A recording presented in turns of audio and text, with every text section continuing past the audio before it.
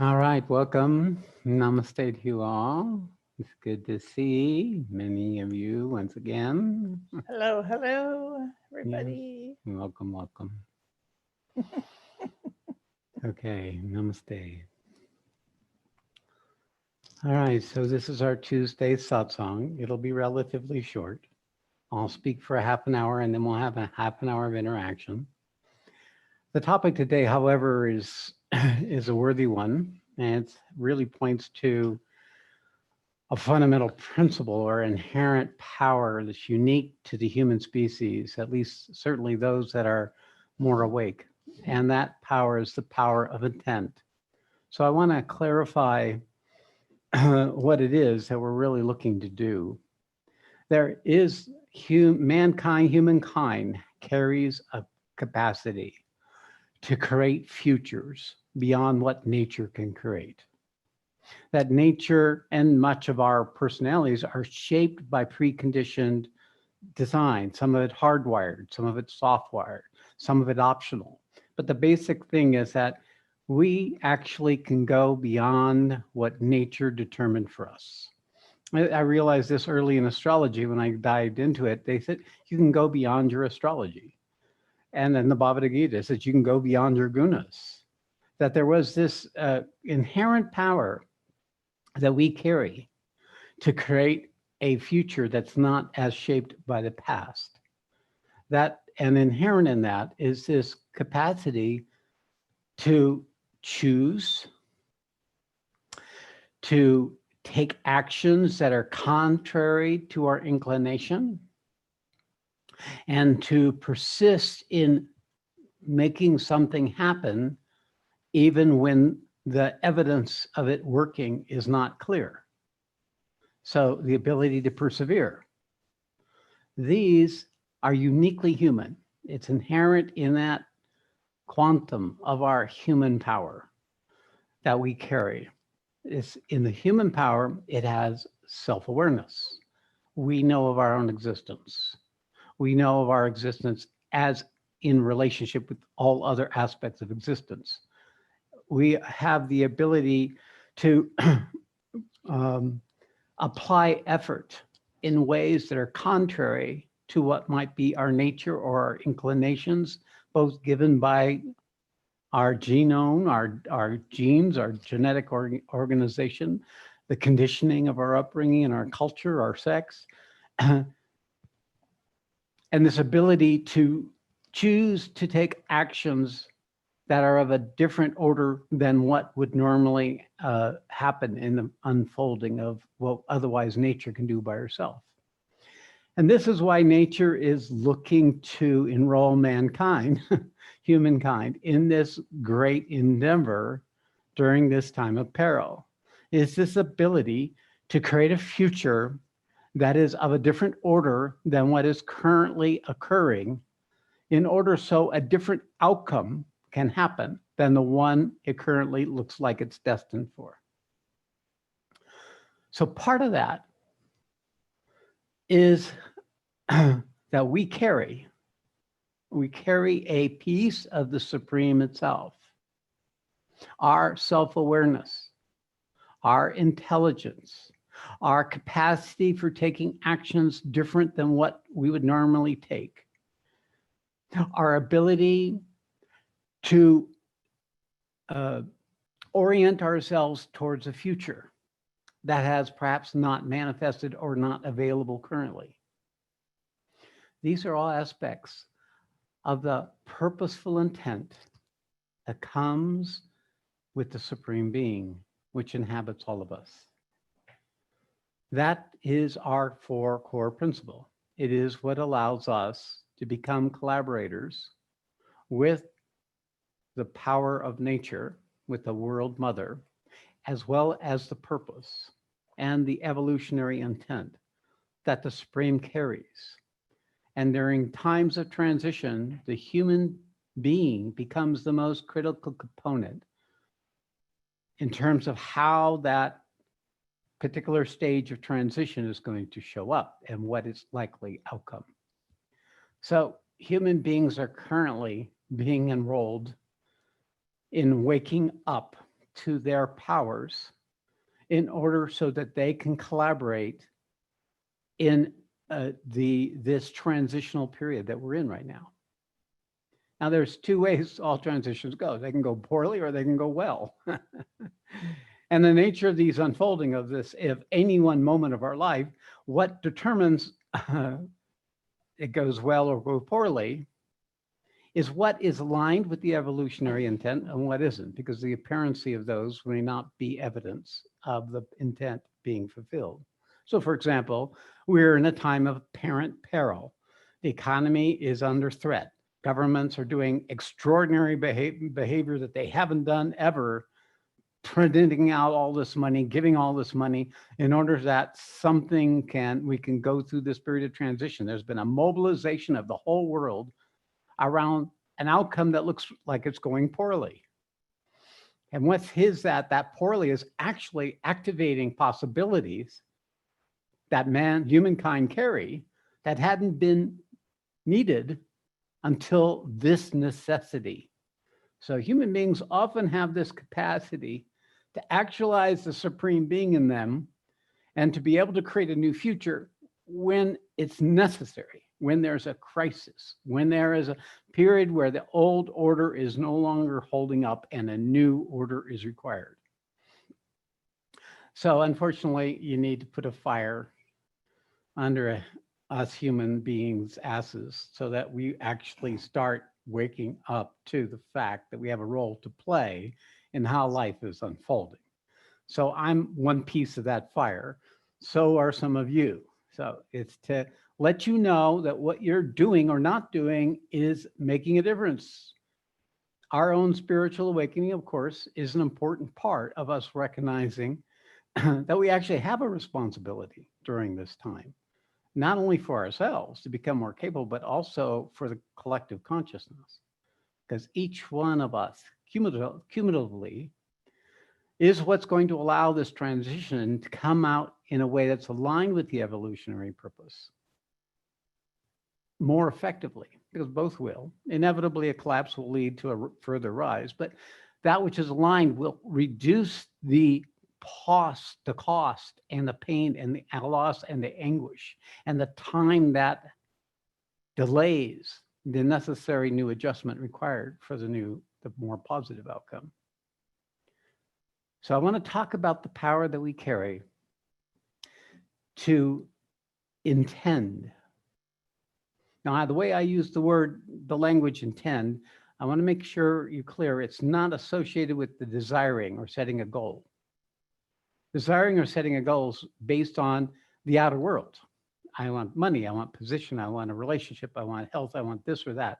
That is often the word intent is used really to get something that seems to be missing or to avoid something that's unwanted.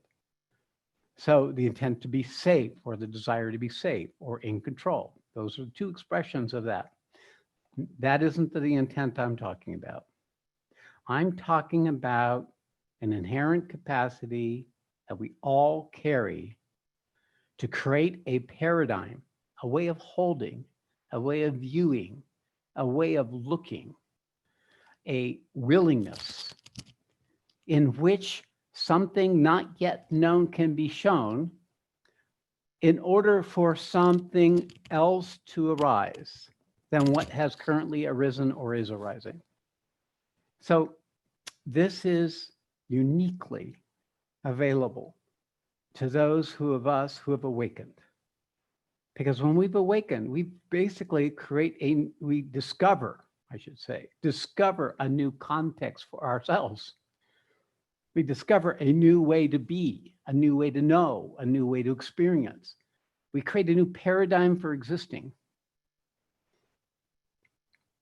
And in that, then all the old and all that was previous, then it becomes apparent to us. We step out and can see where we've been. But also when we step out, we get introduced to that which takes us out. And that quality is what we awaken to. And as we awaken to what we've awakened to, this capacity to create a new paradigm for existence expands in its effectiveness and its power. So the awakening process is like discovering your superpowers, right? We see movies about superpowers, you know, teenage kids can do magical things. So actually awakening is magical in that way because we break out of the paradigm of what has defined what was possible. We become more than what nature could create by herself. We discover our relationship with that principle that actually is behind all things, including nature. And that principle carries with it a purpose. And it's always this sense of wanting to wake up more.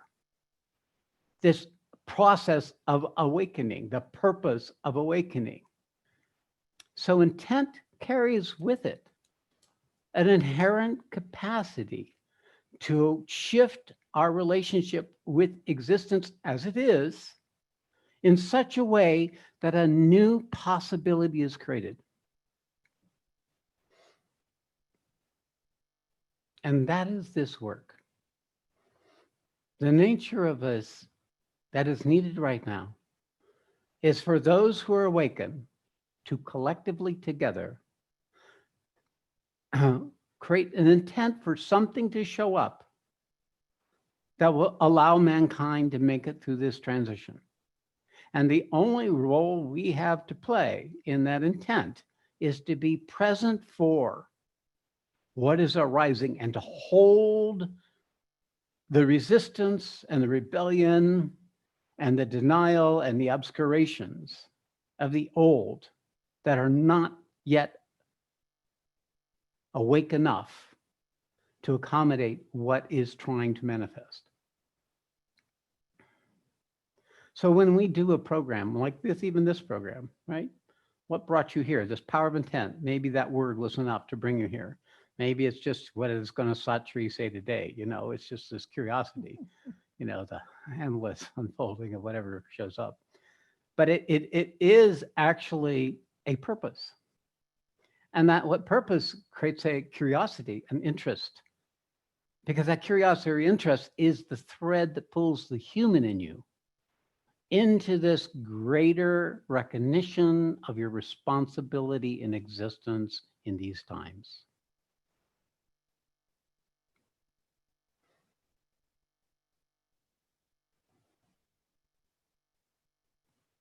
See, we got to wake up. When we wake up, that we make a difference.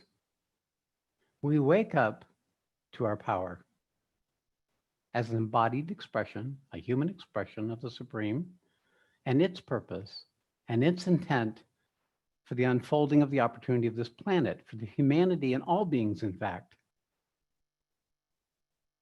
So when we wake up to that, we also wake up to the fact that we make a difference.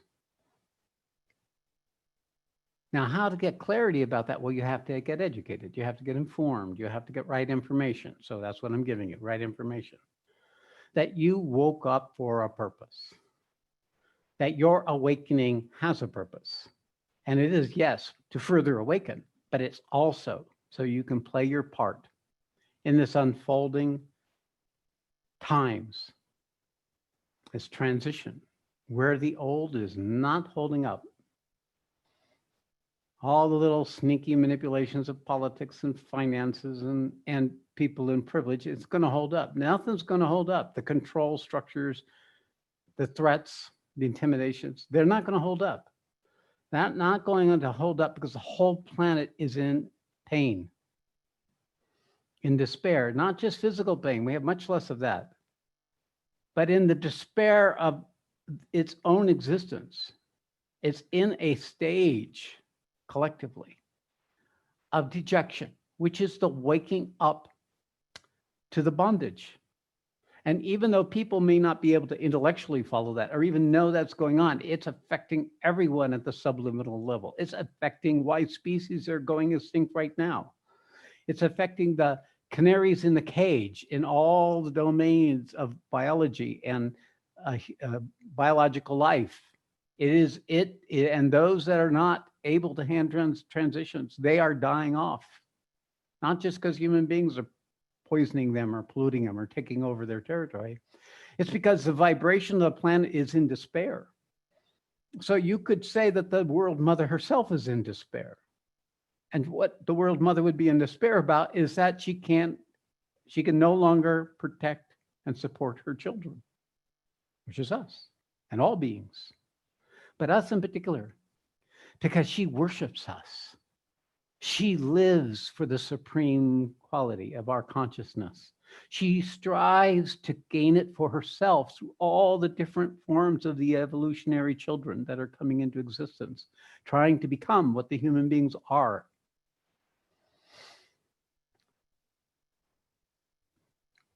She wants you to wake up. That's why so many are waking up, why so many awakenings are happening, but also why so many awakenings are succeeding in awakening.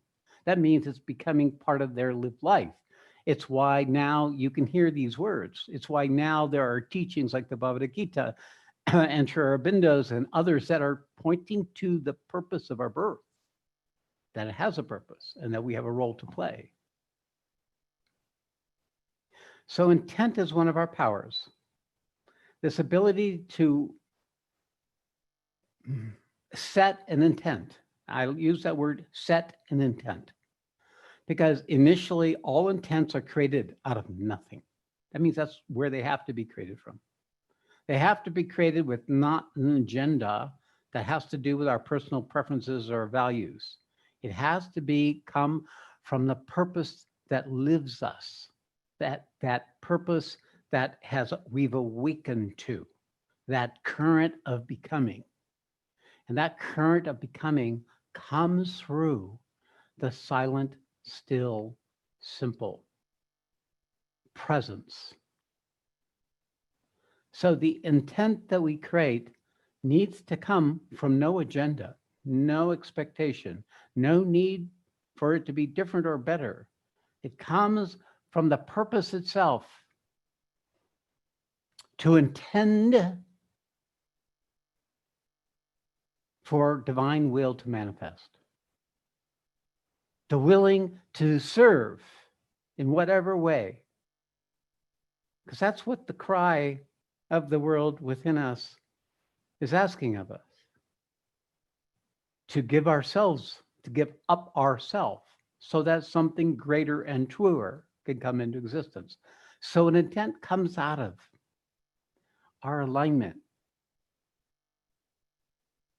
as an individual being who has discovered their divine nature, this unchanging foundational reality of our own beinghood, our own existence.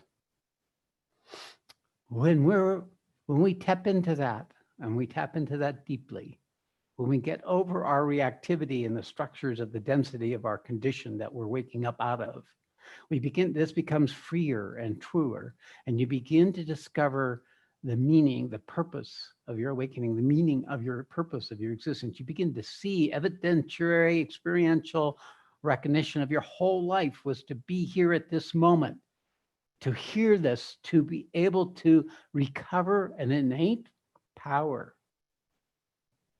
to come into existence in a new way, to create a paradigm, a new way of being that can serve the greater good. Get out of our little preferences and wills and decisions. And so when we create an intent, for example, when we do a 6-day, we're going to do a 6-day soon. I invite people to set an intent for themselves together, creating a tent together, so that we create a vessel.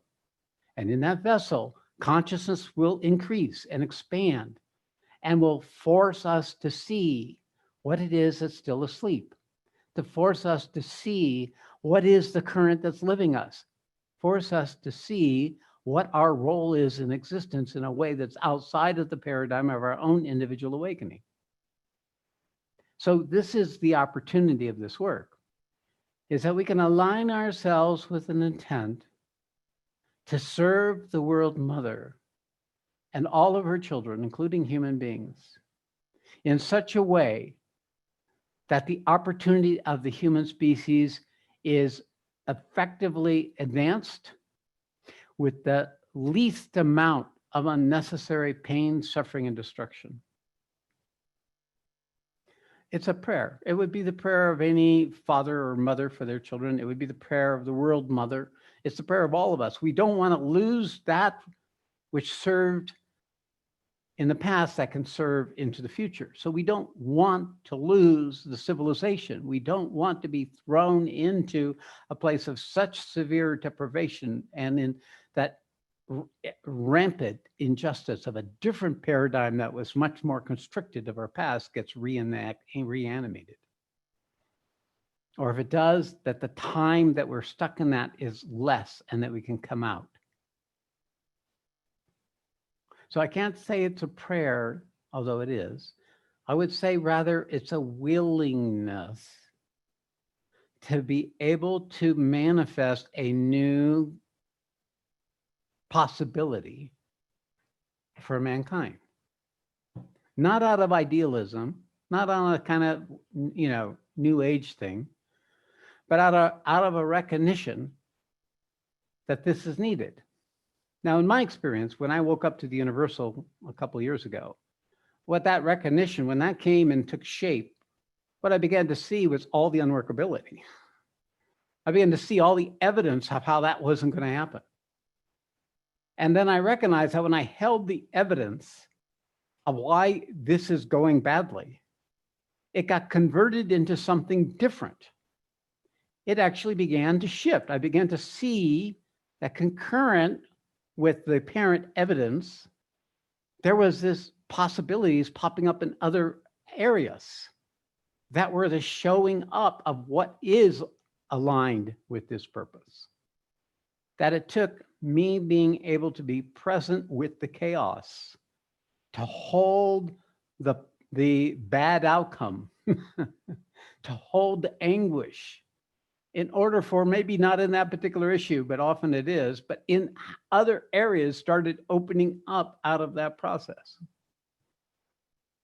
Now, our world peace meditation is clear to me that it's been kind of recruited to assist in this function. I mean, my teacher brought it up for the same purpose, but it hadn't taken in the tangible focus of what I'm speaking of now. For example, when we do a world peace meditation, we begin to activate the manifestation of that new possibility. We empower what we would call a more positive outcome, the one that serves the evolutionary purpose. I can feel that. Now, some of you can't. Maybe it's just doing the technique, right? Some of you can feel the energy, the force, because that's the force of the Supreme coming into the world to intervene. But that's one of the modalities that we collectively can do to keep taking actions aligned with the intent. And that is the key. And intent is just a intent. It's just a possibility until we take actions aligned with it. When we use our power of our will, the authority of our choice, to take actions aligned with a new possibility, to break out of the old patterns of distractions and addiction and reaction and need and anger and all the other crap, and we take an action aligned with the intent, we start organizing our entire system to be useful, to serve the unfolding of that intent. We create a new way of being for ourselves. We empower our own awakening in a way that's much greater than our own individual desire for enlightenment, in a way that makes us actually useful for the collective consciousness. We become more universal. We step out of the boundary of our own individuality into this universal paradigm in which all of those who are awakening, being born into the world now, they know this is what's happening. They bring it with them. But if they're not grounded in their life, it can't come into the world consciousness. If they haven't suffered, if they haven't grieved, if they haven't invested and stuck with something and then it failed, if they haven't met the price of the limitation of this domain, they're not effective channels. They have to live, they have to mature, they have to grow up, they have to become capable as individual human beings in order to allow a greater awakened awareness to become, to serve the world, which is why they all came. Why we all came, in fact, even though we may be obscured by our age or our past programming. But this is clearly the new possibility. So the power of intent is that it can initiate a possibility that is not here yet and convert it from a possibility into an actuality. Now, I use the example of the space program when John F. Kennedy was president, where he literally declared it out of nothing, that within 10 years, man would be on the moon. He just said it, right? And whatever credibility he brought with him is what created agreement for that to be possible. And the first thing that showed up for them was all the things that would say they couldn't do it, not possible.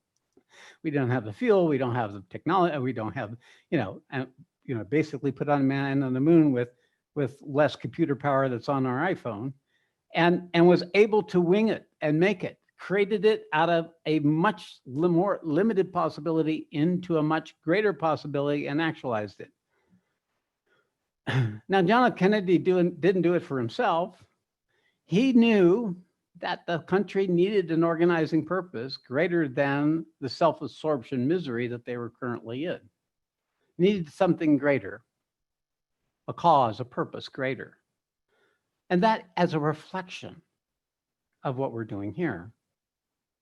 It's a human reflection. It still served the evolutionary purpose. All you have to look is all the technology that's come currently came out of that combined effort of the best of us and money and resources and time to make that happen. And that created spin-offs because that served the evolutionary purpose that has led us to this level where we can talk all over the world at the same time, see and hear each other at the same time. But we're in one of those periods where we need a purpose greater than ourselves. And of course, initially, if we can't find it, nature will give us a purpose, like a pandemic. She's given us a purpose. Why? Because she's trying to ignite the fire. She needs human beings to wake up and to recognize you got to do something because I can't do it. That's her cry. She's feeling the hopelessness. She's feeling the inevitability that all us humans are feeling. I mean, everything's reciprocal, right? Nature has what they give to us and we give to nature. And nature actually integrates that as lessons, both that resist the evolutionary purpose and that which supports the evolutionary purpose. So the more we're aligned with the evolutionary purpose, the more we nurture nature, right?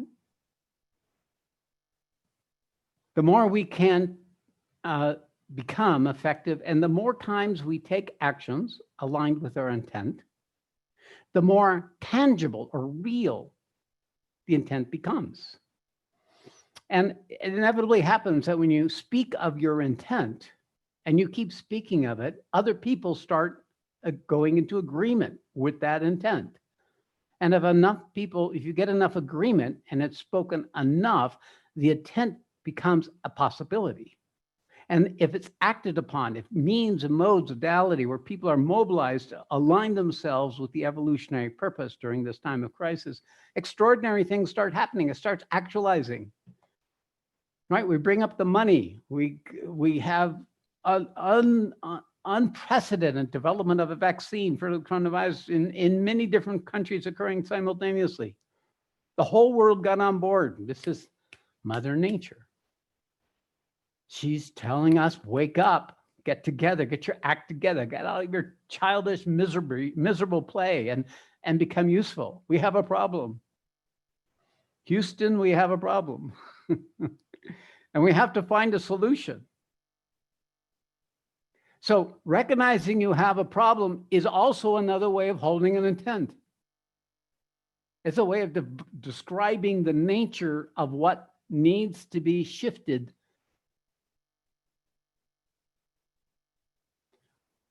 So this power of intent, as most of my teachings are, is about expanding our capacity to be in existence in the truth of what we are. not the who we are, what we are. And in the process, the who we are gets dragged along until it becomes a useful instrument and maybe even a channel for that purpose.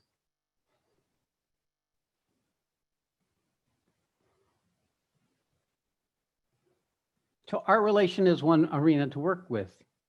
The opportunities that I bring to all of you, we all bring here in New Dharma and in those of you who are supporting us, is an opportunity to keep creating a paradigm for becoming, of being in relationship with the becoming, a new relationship with your previous self and a new relationship with others around you and a new way of seeing, a new way of experiencing, a new way of knowing.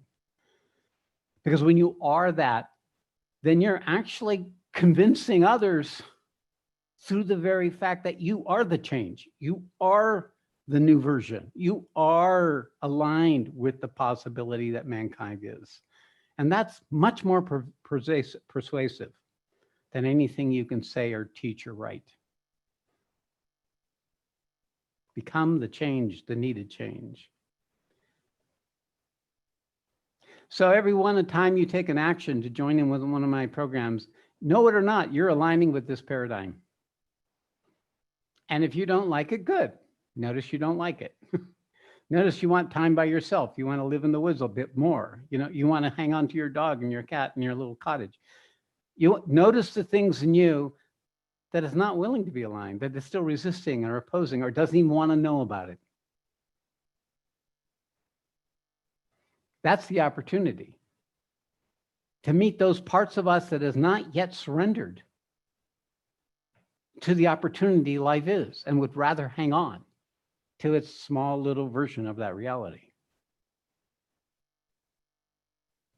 But when you step outside of the boundary, when you enter into the process of discovery, of finding, you begin to become enriched in a way you didn't know was possible before, because we mostly imagine our enrichment as what we read or what we learn or what we add or what we have. But enriching is a shift in the paradigm of our very ability to be in existence, where it comes out of this small little capacity into this ever expanding capacity. And the more expanded we become, the more useful we become. The more we take actions into alignment with that expansion rather than in that contraction, the more quickly and the more effectively we come into this new quality of being, the truth consciousness, this new consciousness that's seeking to manifest.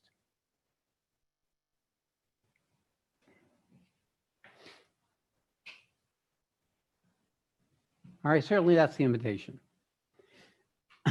You're the one who chooses. You're the one who takes it seriously. You're the one who commits. You're the one who realigns his life with this purpose or not, or wavers, cavilling, periodically doing it and then doubting it, thinking it's too much, or not enough even. There's this wavering that comes until we recover our purpose. Something shows up, or we take a right action. You show up. And then you recover. You remember. Remember, oh yeah, that's right. It's not what my mind is telling me. It's what my soul is telling me. It's the part that says, yes, truth. Yes, real. Yes, love. Yes, freedom. Freedom from a limit, from limits of how I need to be that come beyond the organization of our separateness, of our shame, of our diminishment, and our conditioning. So the freedom that drives humanity to come out of its bondage, of its own self-created misery, is different than the freedom I'm speaking of. The freedom I'm speaking of is the freedom of being, and the capacity of being to go into places ego would never go, to meet things that ego would never meet, to find those things in us that still don't know how to be, and to be able to hold the pain and the suffering and the anguish of the collective consciousness because it hasn't learned to be. It is still bound in its limited capacity for being.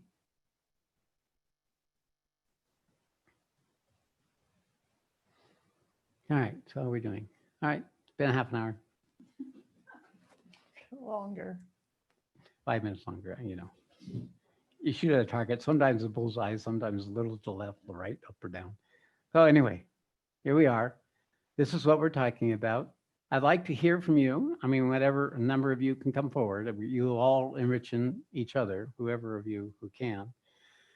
The opportunity to speak about wherever you are in the process of bringing your awakening into your life and to your recognition of your role, your purpose in life, and your current process. So that's almost everything you can come up with. So you don't have to have a very specific focus, but just be in touch with what's there for you. As a matter of fact, let's take 1 minute before the first person comes up and just be where you are with what's arising for you.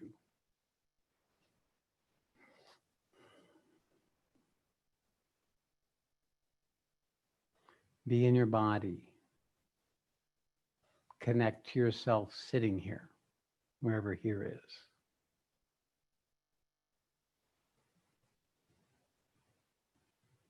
Be aware of your breath.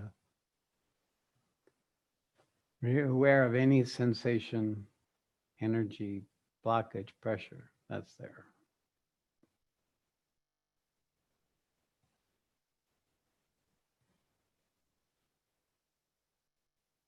See if you can feel the current that's seeking to manifest in you right now. The current of becoming.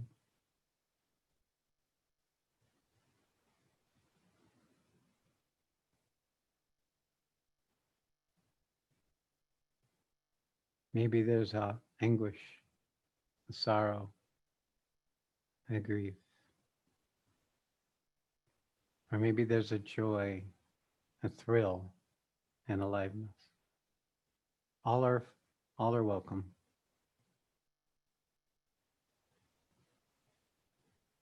Maybe there's both.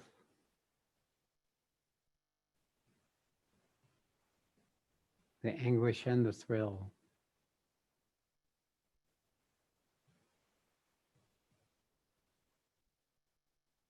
The cry of the old, the song of the new.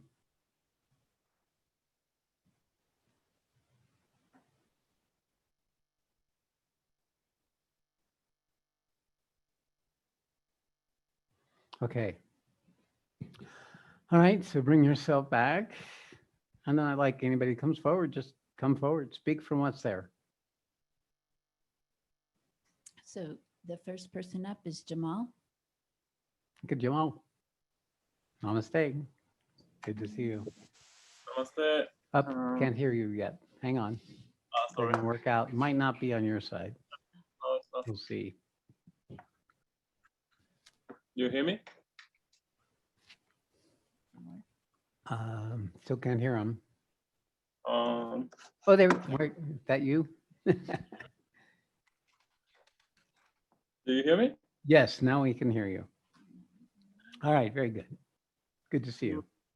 Yeah, good to see you too. Thank you. I did the two last intensive. I had a lot of resistance.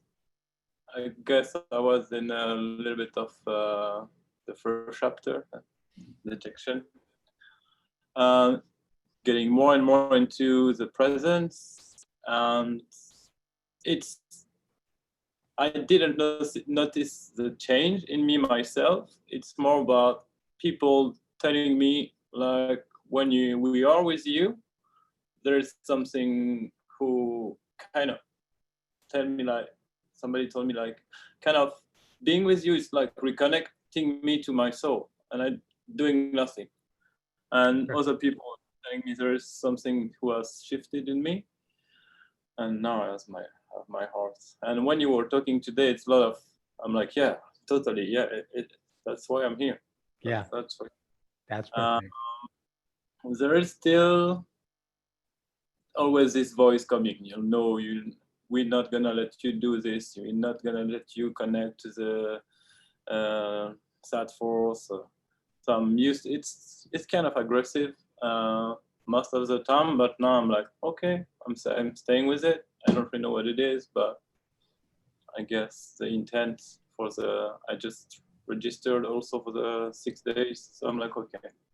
Very Let's see. good. To Jamal, basically, each of us bring with us beings and forces that are associated with our individuality that we inherit from our ancestral karma or our culture or our religion, or that we bring with us into this life. And these beings have been actually what has kept our ego in place, have been able to hold it and protect it. But when we start going beyond those forces of protection, then they start resisting, opposing. So they bring in very negative thoughts. They can attack you. They can be very skeptical and suspicious and distrustful. They can be angry and rebellious. They can create pain in ways that you wouldn't normally. So this being willing or able to break out of their hold, because really this is like not just your own habit of thinking. These are the habit of being influenced, of an influence that you unwittingly accepted, a matter of fact, wanted, and maybe served you as in the unfolding of yourself as a person in your life. So now you're looking to go beyond them, and they're saying, "Oh no, you can't leave us. No, you got to be careful. You no, you don't know if you can trust this guy." It creates this cacophony. If you can be in the place as you're describing, where you just hold it, allow them to be. I mean, they don't know what they're doing. They're just trying to preserve their version of their ego. And if you just hold them without a judgment, even with compassion, because they have served you in some ways, they will begin to quiet. They will begin to be soothed. They'll begin to see that where you're going will also lift them in a way that takes them beyond what they've known before. So we have nothing to be afraid of when you recognize you're the adult. You're the reason they're clinging to you, because they're living off of your life force. They're living off of your embodiment. They're living off of the quality of becoming you are, the supreme that lives within you. They're feeding off of that to give themselves validity because they're not embodied. So when you begin to recognize the correct relationship, you recognize they're your unwitting companions that you chose when you were less aware of what you are, who you were, that are now not knowing how to be with this new you begin to realize that you're senior, and the actions you take where they do not get in the way of you taking actions aligned with your inner intent, your purpose, then you are definitely walking the path. You're walking the battlefield. You're walking through the current challenge and test of your old nature as you come into another possibility for becoming. I want to bring that up, not just for you, because I can see that your struggle. It's part of your culture. Yeah, it's battle. I guess I realize now it's that, but it's from many years, and I've been kind of manipulated in some way, unwillingly or since many years. And now more I go, and more I'm like, there's something that's no. I want to go there, and there's this thing. No, you're not going there. I got to get rid of this. No, you're not gonna get rid of this, and it's like really aggressive. That's right. Yeah, it'll try to diminish you. It'll try to invalidate you. It'll do. It just depends how nasty they are. And the thing about it is that we use that consciousness, we use that skepticism, we use that condemnation, that judgment in the protection and development of our own ego. So we lived off of their power. We made their power ours. And it gives us a false strength, right? When you can judge somebody, you're superior to them. When you can be skeptical, you can reinforce your own rightness.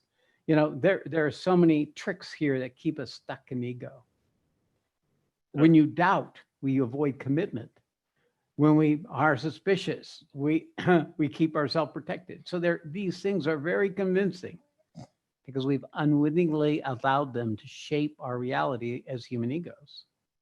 So when we awaken, we begin to awaken to all these voices. We begin to awaken to all these strategies. And that awakening is aligned with our purpose. So your intent, Demal, and the one that's proving more powerful is to keep showing up. If you keep showing up and coming back into remembrance, they lose their authority. Each time you choose your purpose, they lose their authority over you. So Yeah, keep it up. I understood, like, when I have to really rise my vibration, like energetically, for them to be less aggressive, or I guess they cannot touch Yes. me that much because Yes. I didn't know this. That's correct. Their only power is what you give to them. When you believe the doubt, when you believe the skepticism, when you believe the suspicion, then you've given power to it. But when you withdraw that, when you say, "Hup, I'm not going to do that. Nope, I'm gonna be where I am and let the suspicion not have any say over me being where I am," then we recover our power. We pull it back. We pull it back from those parts of ourselves we unwittingly gave to, and they lose their authority more and more as time goes on. Okay. Okay, come on, very good. Thank you. Next up is, oh, she disappeared. There she is. She's here.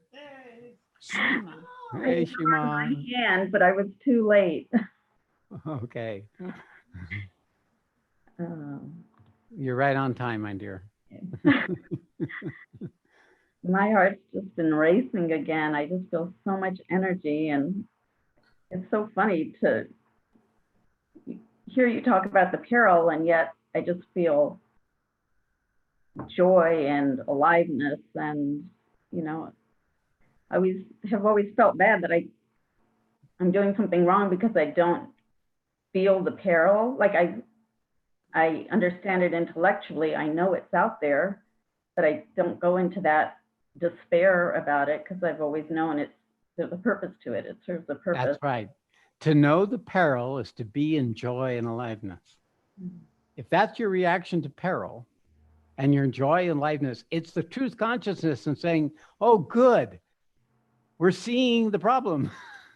Oh, good, now there's a possibility. Now something can happen."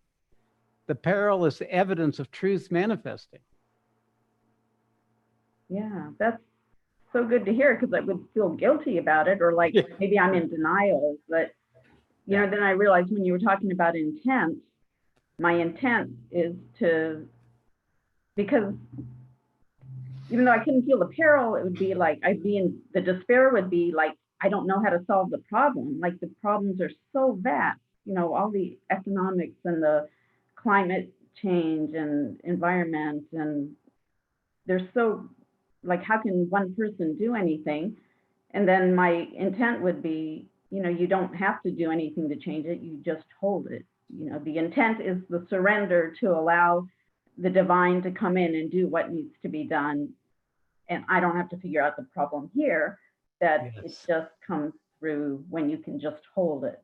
So that is the key. The true one that is inspiring the doer is the Supreme itself. And it is that which is all we need to do is hold in our own experience our piece of the peril without being the doer. The withdrawing from the idea of the doership is learning to come from nothing in whatever actions that may arise. And part of when you come from that nothing, well, the purpose will take the action because it feeds off of truth. It feeds off of aliveness. It feeds off of the remembrance of the awakened state. So that is what it feeds on. So it will have us show up in those situations that we wouldn't normally know how to be with. So it's like when you lead a small group, you eventually catch on that you're just holding space for the Supreme to do the work, right? That's what it's teaching you. You're teaching you that something other than yourself is doing it. That is actually what's happening. Nothing more needs to be done. The simplicity of the action is immediate and free from any residue. No claim to it, no diminishment due to it. Yeah, there's such freedom in that. I think that's, that's where the peace comes, when not trying to do it myself or figure it out myself and just trying to be the channel for it. So This is the mother book per se. And time comes when you realize that you're not doing anything. It's the mother that's doing it through you. It's a place of tremendous relaxation and enjoyment and freedom.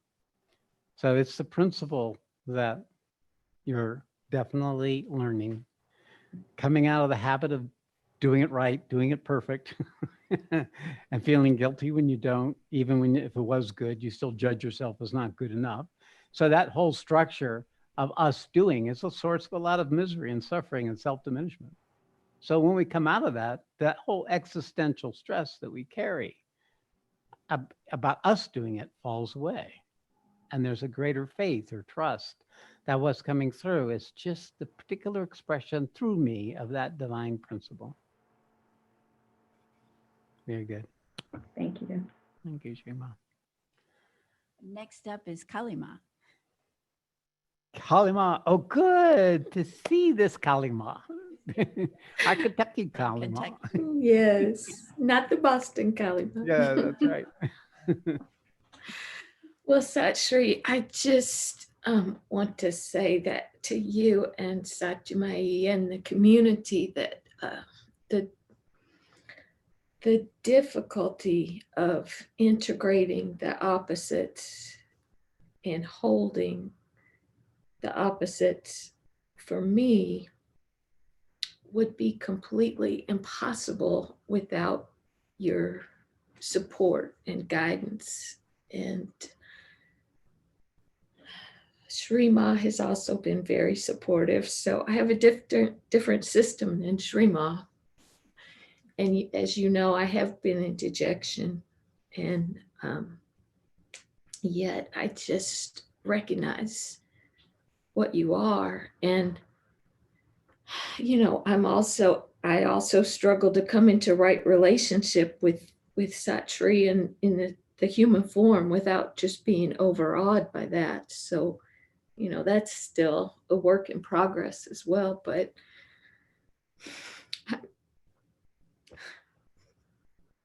Yeah, just be where you are.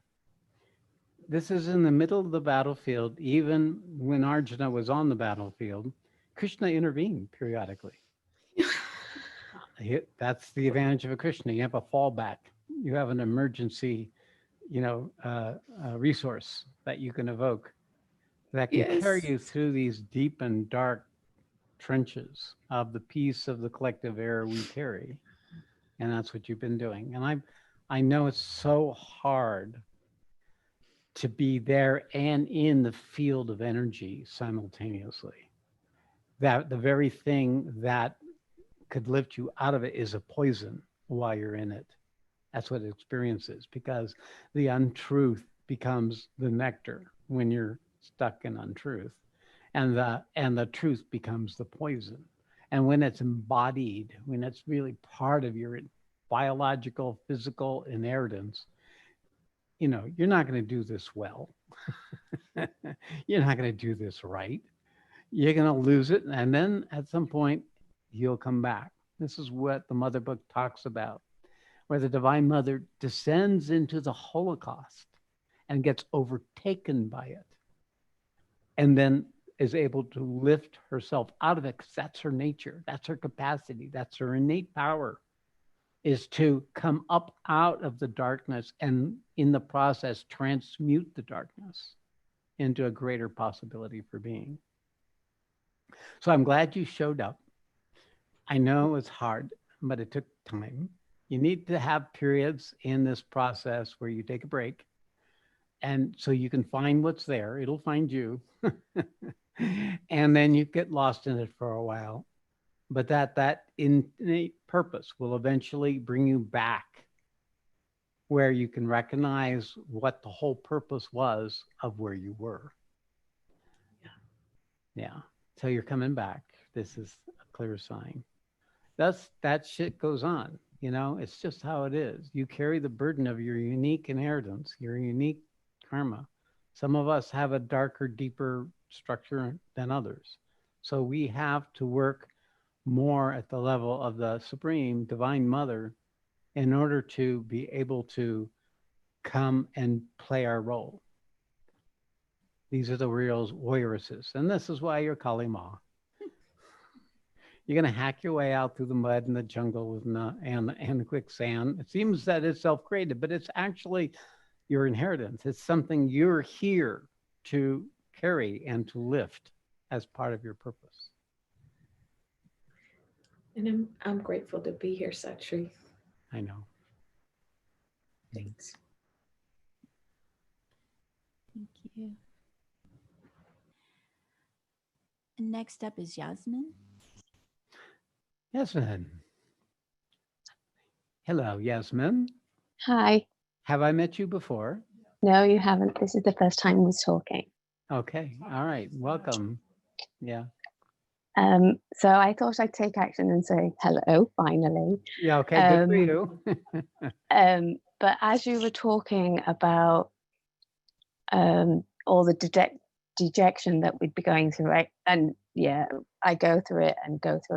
But it just took me back to a time of about a year ago where everything was, it just dropped away. Everything went, and how much space I've got from that, and what I gained from that, and obviously going into your work is just phenomenal. And it just took me back to that time and how much more I've opened since then. And I don't know if there's any question in that, but it just took me back to that. So That's yeah. perfect. How long since you found me? How long have you been involved? So Tanya from Barcelona introduced me. She's been speaking off and on, and then I really got into it really took her words seriously last year, probably towards the end of last year. So yeah. Okay, it's very good because I feel the spark of Barcelona. I mean, it's like I'm fooled. I can feel that something has happened there. Maybe you're it. Maybe, but I've listened to the groups, a few groups that I've listened to, is that there is a ignition. Ignition has happened. So I'm very happy to meet you, Yasmin. Very good. And I'm glad. See, this conscious connection shifts it. It shifts us out of your kind of like safe past and puts you into the immediacy of what this can mean for you and what this relationship is meaning for you as it grows and strengthens that awakening space that you discovered and that freedom that it brought you. And this is my purpose. This is the purpose of every truly enlightened person, is to empower that quality in you that is enlightening, that is yours, in fact. But interimly, we have to draw from a source to strengthen our ability to hold it, to strengthen it so that it can meet the challenges of the purpose of your awakening. So when I talk about this work, what's your reaction? What happens in you? So I just feel a lot of movement in my belly and my heart, and sometimes it goes further down. But yeah, it's usually around heart and belly. Yeah, okay, so this is good. This is the actualizing love. Love actualizing itself, coming in as you, coming into your, waking up as you. It's like another kind of you, another kind of what I call the what you are rather than the who you are. Yeah. Yeah, it's that principle, that dynamic principle that it carries love. Slow love in action, love manifest. That's your future. I hope so. Thank you. Next up is Patrice. Patrice, good to see you again. Hi. Namaste. Thank you. Thank you. I just want to say that your message excites me. And yeah, you're part of the pack. I lived a life wondering what the heck I was doing here in this coarse and crass physical universe, having a sense of more rarefied realms. And your message just, it gives me a lot of excitement. And it feels like perhaps, well, not even perhaps, I'm just going to get that out of the sentence, my reason for being. And a part of me just wants to run to your feet and be at the ashram and sit in the presence of a master. And yet I feel like, this is a new time and a new era of aligning. And I just want to align more fully in that purpose of service. This is your intent, Patrice. This is your intent. You don't need to be with the physical remembrance of your intent, because your remembrance is the same as being at the feet of the teacher. You're feeling that thrill of your own purpose arising within you is being at the feet of the teacher, because you are that within yourself. So if you're feeling it, you may come in, there will be so many distractions and so many different people's energies, you couldn't feel it as well as you're feeling it right now. And I know we get greedy. We want more, right? You want more now. That's the Rajas in you, right? That's what makes you a pack runner. It's the feeding, right? I want more truth, more truth, more truth, right? But the universe is designed for it to be this way right now so that it can be integrated, so it can be taken in, and you can be a conscious collaborator with the unfolding through your own effort and not depend unduly on the teacher or others. So that's what we're calling us up to our own autonomy in this way, about our own unfolding, where you're becoming the collaborator with what's already there within us. But it's going to be, you're going to have your challenges. I know that this issue of how you survive to get to where you are, you've got the baggage, right? The baggage of Patrice. And that is going to be your battlefield as this progresses, right? If you can only eat so much elephant before you get indigestion. So the principle here is that you want to go at a pace that's sustainable in the unfolding of what is yet to continue to unfold in you as you align yourself with the reason for your being. The reason for your being has a ring to it. I like those words. The reason for being. It's like as if it was reasonable to be. How reasonable it is to just be, right? How contrary to everything else we've been taught. All right, Patricia, good to see And you. purpose. Namaste. Yeah. Thank you so Namaste. much. Yeah. That's it. Oh, hey, we are really on target. We did good. Just now, we all serve each other, whatever piece, leave the aperitif for the 6th day that's coming up this starting in Thursday, is it? Friday. So I hope to see some of you there. And meanwhile, let us just gather ourselves together and take a few minutes sitting in silence and stillness, recovering that quiet, still, simple place within ourselves.